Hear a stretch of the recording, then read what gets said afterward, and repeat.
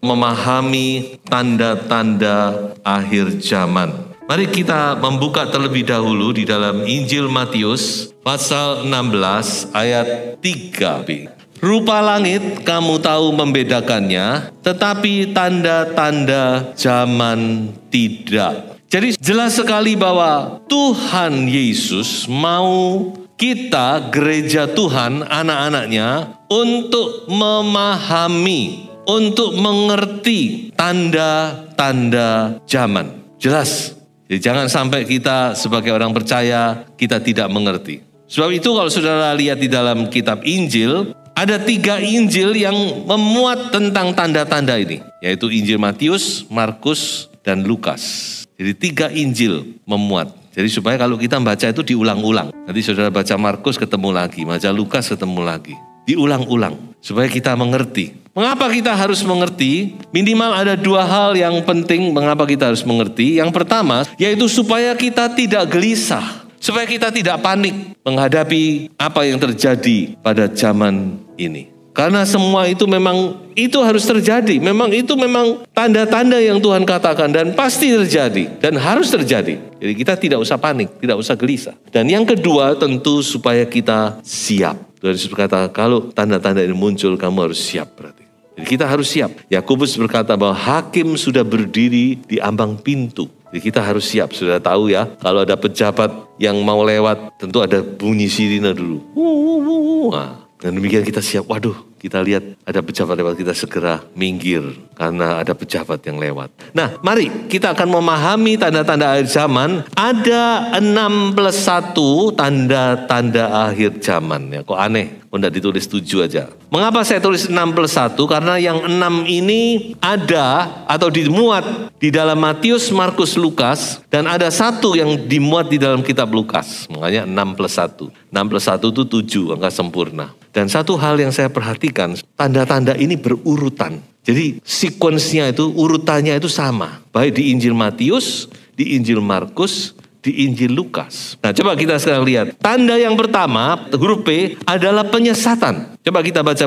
Jawab Yesus kepada mereka, waspadalah supaya jangan ada orang yang menyesatkan kamu. Sebab banyak orang akan datang dengan memakai namaku dan berkata, akulah Mesias, dan mereka akan menyesatkan banyak orang. Saudara perhatikan, karena sekali lagi saya katakan bahwa urutan tanda-tanda yang disebutkan oleh Tuhan Yesus itu di 3 Injil ini sama. Berarti urutan ini ada maksudnya, saudara. Dan urutan yang pertama, penyesatan. Jadi kalau Tuhan Yesus taruh yang pertama, nanti kita harus perhatikan. Berarti ini sesuatu yang paling harus kita perhatikan, penyesatan ini. Makanya di dalam Alkitab, terutama kitab Perjanjian Baru, itu ada 2 kitab yang didedikasikan untuk mengingatkan kita akan guru-guru palsu. Yaitu kitab 2 Petrus dan kitab Yudas. Kalau dulu Perjanjian Lama, kita lihat pergumulannya adalah melawan nabi palsu, bukan? Tapi di Perjanjian Baru, guru palsu. Dan kita memang melihat sekarang banyak sekali guru-guru Injil. Banyak orang menyandang sebagai guru Injil, pemberita Injil dan sebagainya. Nah, sebab itu kita harus waspada. Mengapa kita harus waspada? Karena Tuhan Yesus sendiri mengatakan hati-hati. Ada banyak penyesatan di akhir zaman. Dan semua memakai nama Yesus. Semua memakai namaku. Mereka tidak datang dengan nama lain. Tapi dengan nama Yesus. Nah, itulah sebabnya kita harus memahami. Kita harus waspada. Jangan sampai kita tersesat, disesatkan, apalagi menyesatkan. Nah, untuk itu kita tentu harus bisa membedakan mana yang benar dan mana yang salah. Betul? Untuk kita bisa menilai, tentu kita harus bisa membedakan. Ini benar apa salah? Ada 2 cara membedakan. Pertama, tentu saudara harus mengukur dari kebenaran firman. Makanya saya selalu berkata baca firman Tuhan itu, baca. Kalau sudah pernah baca lagi. Jadian sampai Wahyu, putar lagi. Karena tidak gampang. Habis dibaca lupa lagi. Baca. Dan tiap kali saudara membaca, tiap kali ada sesuatu yang baru yang Tuhan berikan. Supaya apa? Supaya kita ini mengerti. Kalau orang mengerti itu nggak gampang disesatkan. Kalau orang tidak mengerti, apa yang dikatakan orang semua ditelan. Seperti saudara tidak mengerti tentang ilmu kedokteran, bukan? Apa yang dikatakan YouTube saudara telan. Jadi itu kalau orang tidak mengerti ya susah memang saudara ya. Seperti saya kasih contoh saja. Orang diabetes. Orang diabetes sudah jelas diabetes. Tidak mau minum obat. Alasannya apa? Kalau minum obat kena ginjal. Kan kualik. Itu kualik itu namanya saudara. Kalau orang diabetes nggak minum obat pasti kena ginjalnya. Makanya kalau tidak mengerti itu susah. Jadi konsepnya bisa terbalik. Kenapa gitu? Karena lihat YouTube. Nah sudahlah, kalau ilmu kedokteran memang susah. Karena sudah tidak sekolah, saya tidak bisa menyalahkan. Tapi kalau kebenaran firman, saudara tidak membaca, lalu tidak mengerti, lalu terbalik-balik konsepnya, ya salah saudara. Karena ini bukan ilmu yang ruwet. Ini gamblang. Firman Tuhan itu very simple. Siapa saja yang membaca bisa mengerti. Apalagi ada Roh Kudus yang mengajar, pasti mengerti. Makanya baca. Yang kedua tentu saudara harus punya roh menimbang. Punya Roh Kudus. Dan Roh Kudus itu memberi hati yang menimbang. Supaya kita bisa membedakan. Yang kedua sekarang. Yang kedua adalah peperangan. Kamu akan mendengar deru perang atau kabar-kabar tentang perang. Namun berawas-awaslah. Jangan kamu gelisah. Sebab semuanya itu harus terjadi. Tetapi itu belum kesudahannya, sebab bangsa akan bangkit melawan bangsa dan kerajaan melawan kerajaan. Perhatikan di sini, peperangan saudara. Jadi ini sesuai dengan kuda-kuda yang kita lihat di dalam Wahyu pasal 6 ya. Ada 4 kuda dilepaskan. Ini kuda yang kedua, kuda merah unleashed, dilepaskan dan dia menjelajah seluruh bumi. Kuda merah ini mengambil kedamaian. Jadi jangan kita bermimpi dunia ini akan damai, tidak ada peperangan. Itu tidak mungkin, saudara. Perang ini akan terus berlanjut. Jadi memang Tuhan katakan perang, deru perang, kabar perang, kamu akan dengar. Tapi jangan kamu gelisah. Jangan kita gelisah, karena semua itu harus terjadi. Tetapi itu belum kesudahannya, belum. Jadi ini yang kedua, yaitu peperangan. Yang ketiga adalah gempa. Nah gempa ini di dalam, tadi sudah saya katakan, hanya Injil Lukas yang memuat. Berkata bahwa akan terjadi gempa bumi yang dahsyat di berbagai tempat. Dan itu sudah terjadi dan akan terus terjadi. Ya, kalau kita bandingkan, saya pernah membaca sebuah statistik. Kalau dibanding angka, kalau dilihat angka gempa bumi dalam 20-30 tahun terakhir ini, dibandingkan dengan beberapa ratus tahun sebelumnya, walaupun cuma 20-30 tahun itu berlipat kali ganda kejadian ini. Sehingga kita sering kali mendengar ini gempa, walaupun skala kecil, skala besar, ya toh. Dan itulah yang Tuhan katakan akan terjadi gempa bumi yang dahsyat di berbagai tempat. Nah, kalau sudah perang, ya toh, lalu ditambah gempa, wah ini efeknya udah besar sekali. Menyangkut ekonomi, macam-macam. Nah itulah tanda yang berikutnya yang kita lihat adalah sampar. Penyakit mulai timbul. Jadi jangan kaget, jangan heran. Ya kita tentu tidak berharap. Tapi firman Tuhan sudah ngomong gitu mau apa lagi. Kalau firman Tuhan sudah ngomong, tidak bisa. Kita ini tidak bisa melawan firman. Tapi percayalah di dalam naungan sayap Tuhan kita aman. Amin. Mazmur 91.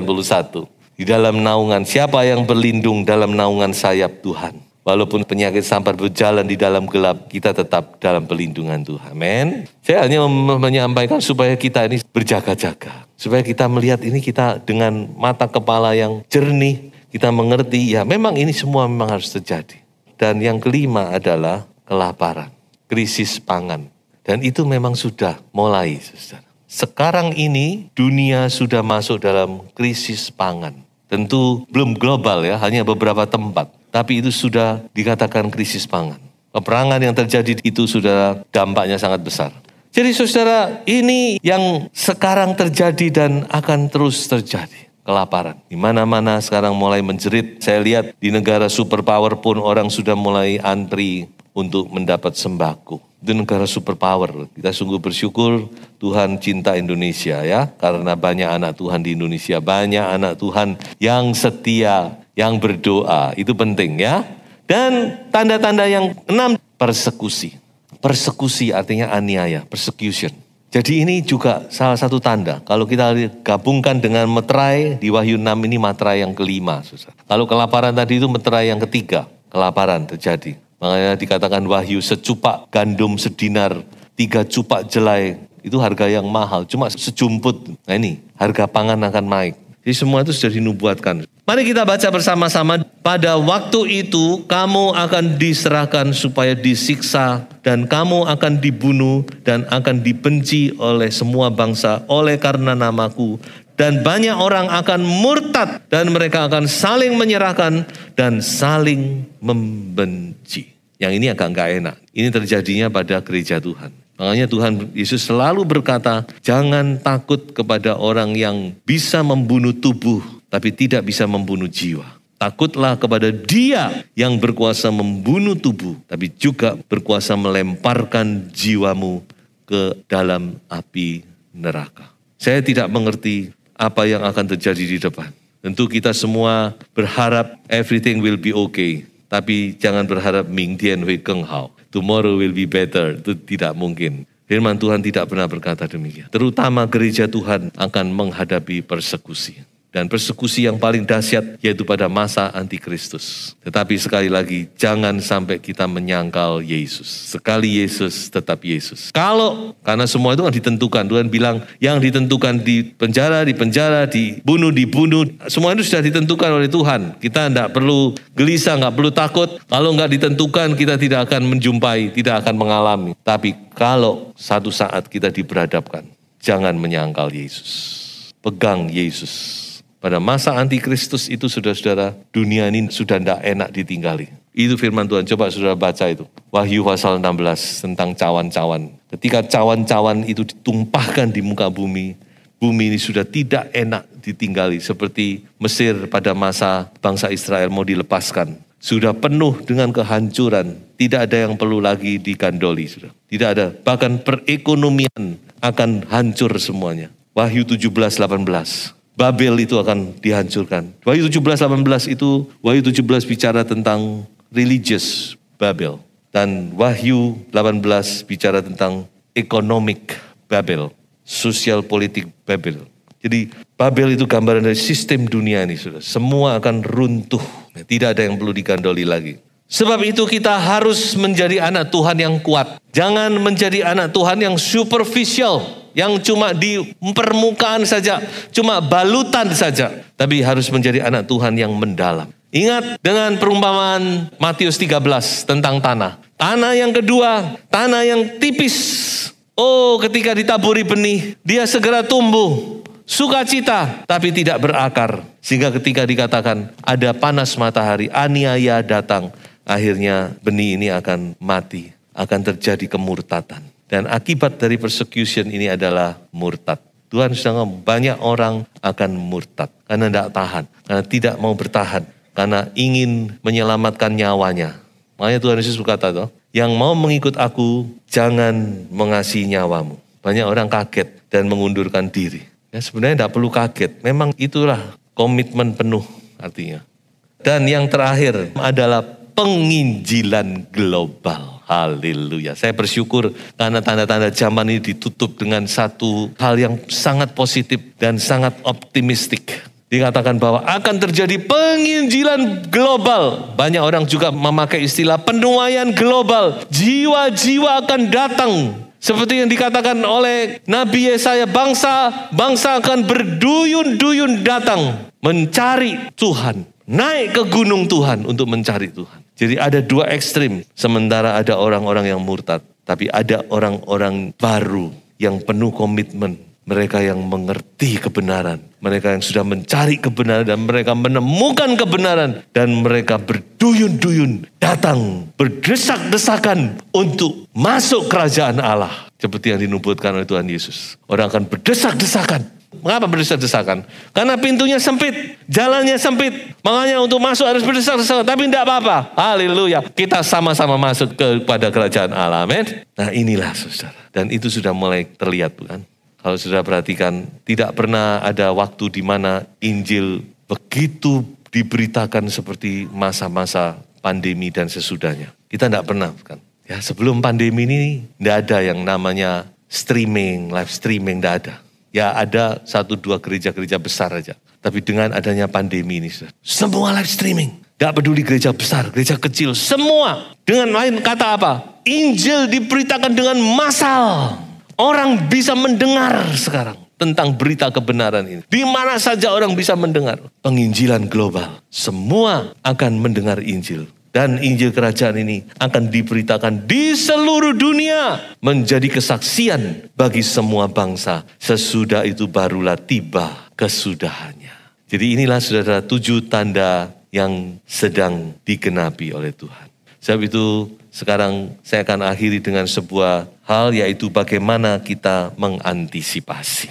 Jangan saudara takut, jangan saudara gelisah. Tetapi 3 hal yang penting, yaitu yang pertama adalah kita harus berjaga-jaga. Mari kita baca Matius 24 ayat 42. Karena itu berjaga-jagalah, sebab kamu tidak tahu pada hari mana Tuhanmu datang. Berjaga-jagalah. Waspadalah artinya. Terutama menghadapi yang nomor 1. Perhatikan tadi, penyesatan kita harus benar-benar berjaga-jaga. Waspada. Yang kedua adalah siap sedialah. Kita baca, sebab itu hendaklah kamu juga siap sedia, karena Anak Manusia datang pada saat yang tidak kamu duga. Ya, kita bukan hanya berjaga-jaga, tapi kita dengan siap sedia. Haleluya. Bangsa Israel dikatakan ketika makan makanan Paskah, Tuhan berkata, kamu harus makan dengan pakaian lengkap, sepatu, ikat pinggang, tongkat. Artinya apa? Siap untuk berangkat. Dan malam itu mereka berangkat meninggalkan Mesir. Kita juga harus memakai sikap itu. Ya, kita siap sedia. Dan yang ketiga, jangan lupa kita harus menyambut. Amin, saudara. Coba kita baca ini ayat terakhir. Apabila semuanya itu mulai terjadi, bangkitlah dan angkatlah mukamu, sebab penyelamatanmu sudah dekat. Haleluya, puji Tuhan. Haleluya. Oh, penyelamatan kita, hari keselamatan kita sudah sangat dekat, saudara-saudara. Mari kita bangkit, kita sambut dengan sukacita. Bangkit, saudara. Melayani Tuhan lebih semangat lagi. Pakai hidup ini untuk melayani Tuhan. Haleluya.